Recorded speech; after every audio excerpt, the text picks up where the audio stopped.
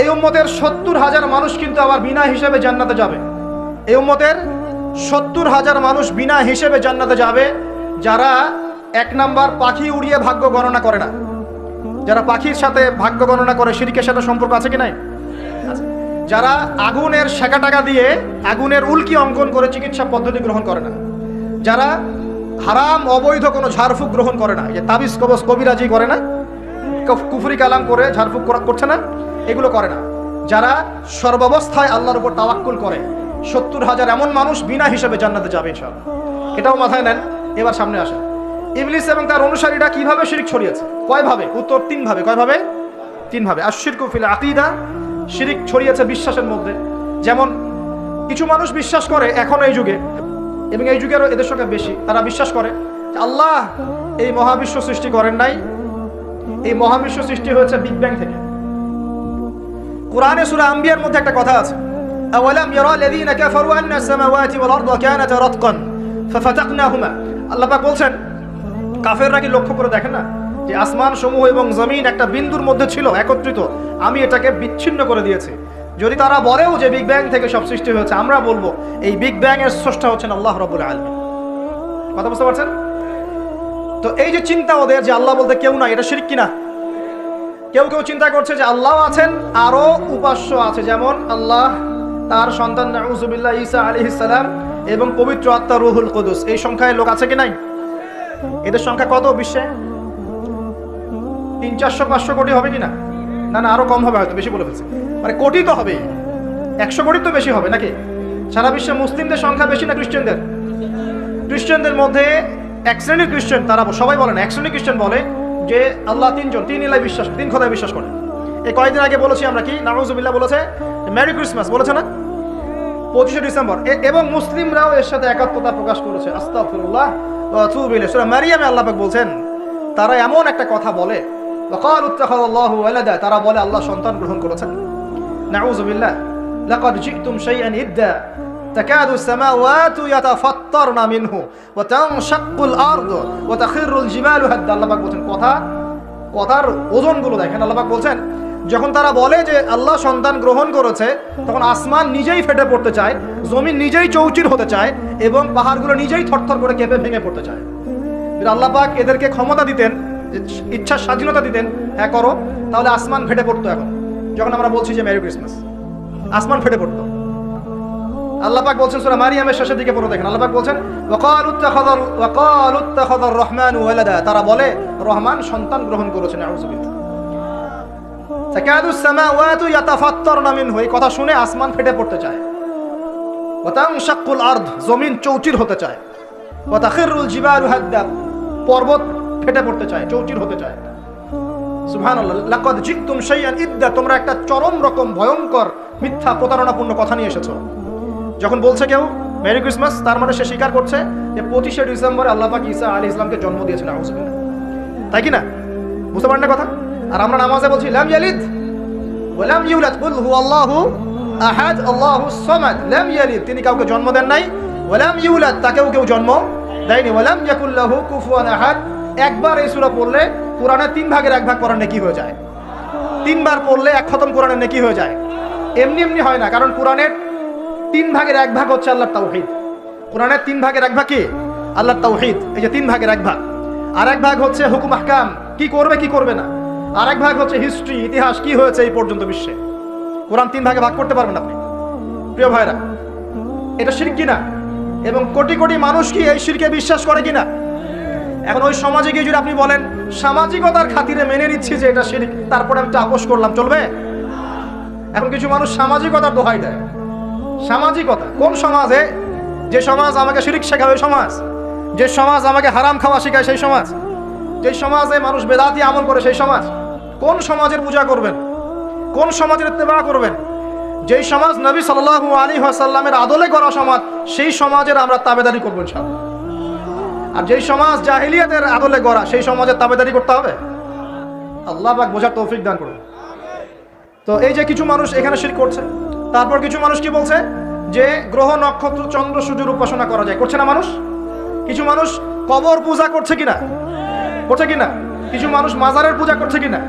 কিছু মানুষ মৃত ব্যক্তির কাছে এই নজর মানত করে কিনা, কিছু মানুষ মৃত ব্যক্তির কাছে এই যে কুরবানি জবাই করে কিনা, কিছু মানুষ এই যে জাদুবিদ্যার চর্চা করছে কিনা, তারপর ওই যে ভাগ্য গণনা করছে কিনা রাশিফল দেখে, কিছু মানুষ টিয়া পাখির মাধ্যমে ভাগ্য গণনা করছে কিনা।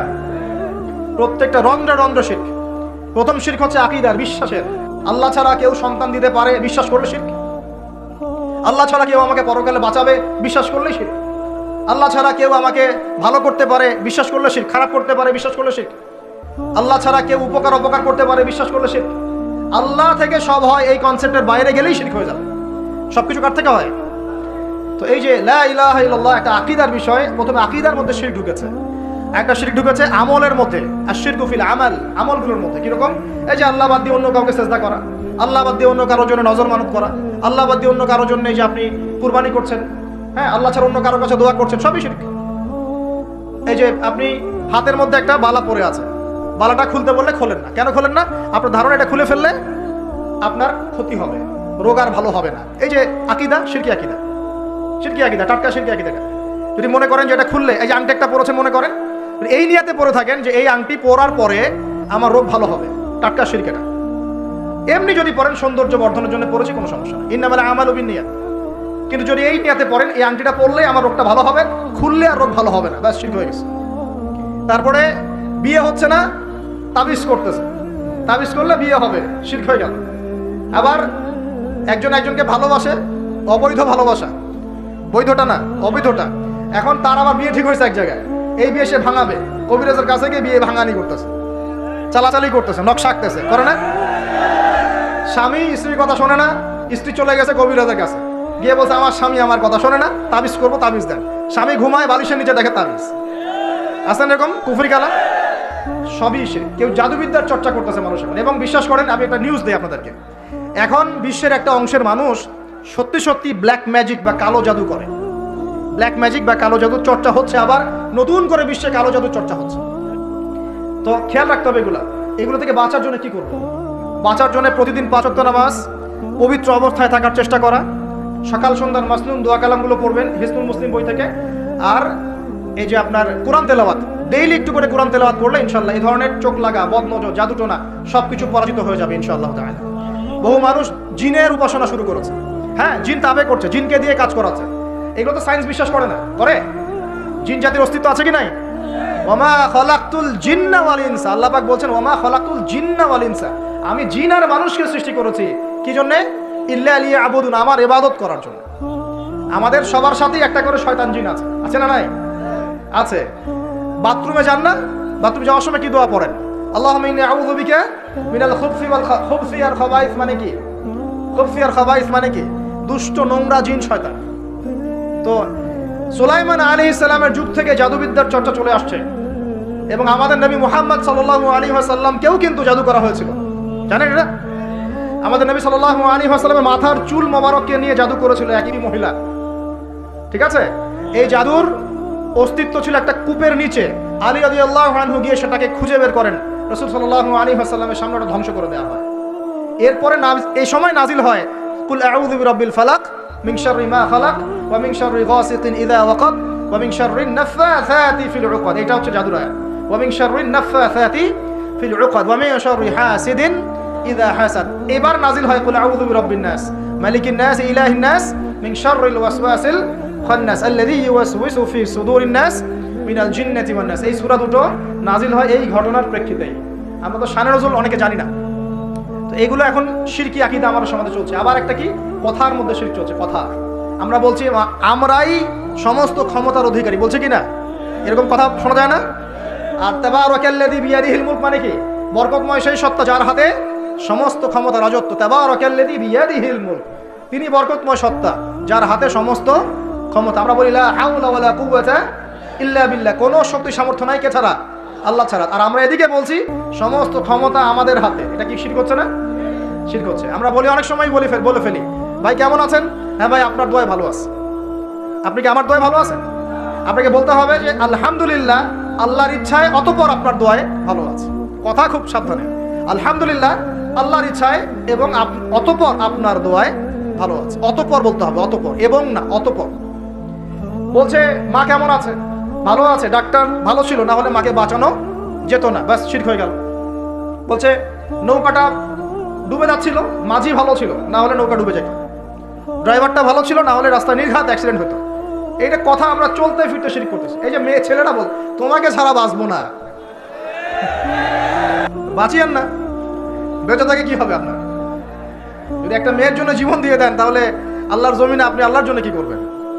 তো এই যে অনেক গানও আছে, দেখবেন অনেক গানের লিরিক্সগুলো, ম্যাক্সিমাম গানের লিরিক্সের মধ্যে দেখবেন শিরকি কথা আছে। খেয়াল করে দেখবেন, ম্যাক্সিমাম গানের লিরিক্সের মধ্যে শিরকি কথা আছে।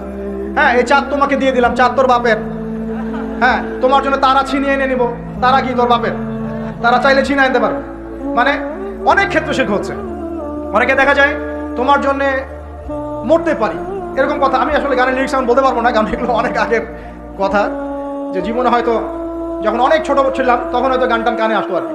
তো ওই লিরিক্স এখন মনে নাই, কিন্তু আপনারা একটু খেয়াল করে দেখবেন অনেক গানের লিরিক্স আছে, এগুলো কিন্তু শিরকি কথা, আল্লাহর সাথে দ্রোহিতা হচ্ছে কি না? তো এই কথায় তিনটা ক্ষেত্র বললাম, কথায়, কাজে এবং চিন্তায়। এই তিনটা ক্ষেত্রে মুসলিম সমাজের মধ্যে এখন শিরক বিরাজ করছে। এটা আমাদের উম্মতের সবচেয়ে বড় সমস্যা। আল্লাহ পাক আমাদের সবাইকে শিরক মুক্ত আমল করা তৌফিক এনায়েত করুন, সকলে বলে আমিন। তাহলে কি করতে হবে? আমি কয়েকটা বই পড়ার পরামর্শ দিচ্ছি। কিতাবুত তাওহীদ একটা বই আছে, শিরক সম্পর্কে অনেক বিস্তারিত আলোচনা করা আছে, এটা পড়তে পারেন। তারপরে কোরআন সুন্নাহর আলোকে ইসলামী আকীদা একটা বই আছে, এটা পড়তে পারেন। আকীদা তাহাবিয়াটা পড়তে পারেন। আর শিরক সম্পর্কে আর অনেক বইপত্র বাজারে বের হয়েছে, শিরক কি ও কেন ইত্যাদি টাইপের। এগুলো পড়লে আপনি শিরকের ধারণা পাবেন ইনশাআল্লাহ তাআলা। আল্লাহ পাক আমাদের সবাইকে শিরক মুক্ত আমল করার তৌফিক এনায়েত করুন।